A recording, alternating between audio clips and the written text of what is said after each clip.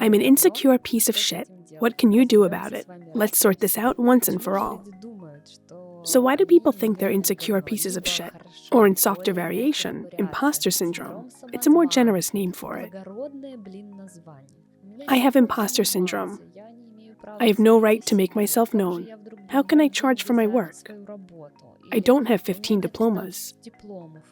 Or, you have to study for 50 years before you become a professional. And it doesn't feel like you ever really become one. If you think that you lack subscribers, diplomas, certain looks, a team, or something else, leave a like and share what you lack. And I will further tell you what you really lack. There's a secret to why people feel like insecure shits. It's all about the fact that these people are masters of devaluation. When you devalue another person for their manifestation, for their knowledge or ignorance, for the way they behave, for the way they think or what they do, you sending this devaluation into them and into the world, this devaluation is exactly the same thing that returns back into yourself through the same feelings. Then, in response, you start experiencing feelings of imposter syndrome. Like, I'm an insecure shit. I'm not worth anything at all. You have to become great at something to be a human being. Who the hell am I? It's an indication of how you don't know how to thank and respect other people for their hard work. Accept other people for their manifestation, whatever it may be. You go back to that state of shit every time. What can such a person do? How do you work with your value? People often think that you have to get titles, regalia. You have to be certified as the best person in an industry to do it. But let me disappoint you. No matter how many degrees or certificates you have that prove you are worth something, you will never have an inner sense of that self-worth. Some go the completely wrong way and think that in order to feel confident, you have to humiliate someone else. When you belittle someone else and you think that in the moment you're not as bad as someone else, it's not really a valid strategy either. Humiliating someone else, even if you feel a sense of superiority, is far too short-lived in effect. In the long term, you will feel like shit again. So then how do we walk into that value without demeaning others or devaluing them?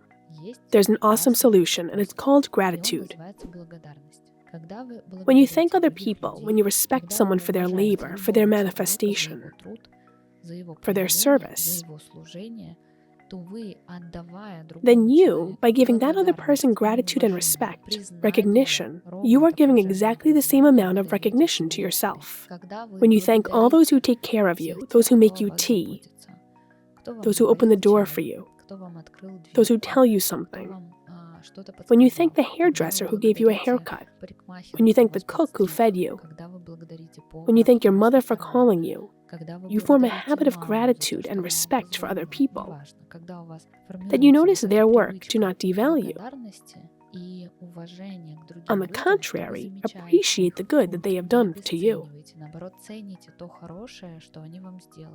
Or if they did something bad, unpleasant for you, you learn to see some good in it, some lesson, some growth, some development. So when you send it to the world, when you manifest to them in this way, you start to feel it within yourself. You develop a very healthy self-esteem. If you think you are grateful enough or already give thanks enough to others, but you still don't have confidence, try to see how you react when another person is wrong. See whether you know how not to judge them when they make mistakes. If you know how not to criticize, how to respect and thank a person, even when they make a mistake, then you share the same attitude towards yourself.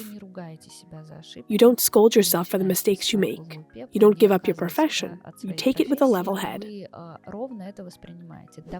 By giving the right to make mistakes to another person, you are just as much giving the right to make mistakes to yourself. When you perceive yourself as imperfect, it's easy for you to perceive other people as imperfect. So gratitude comes from your head. When you think you're giving thanks, but you're actually judging or belittling or devaluing other people,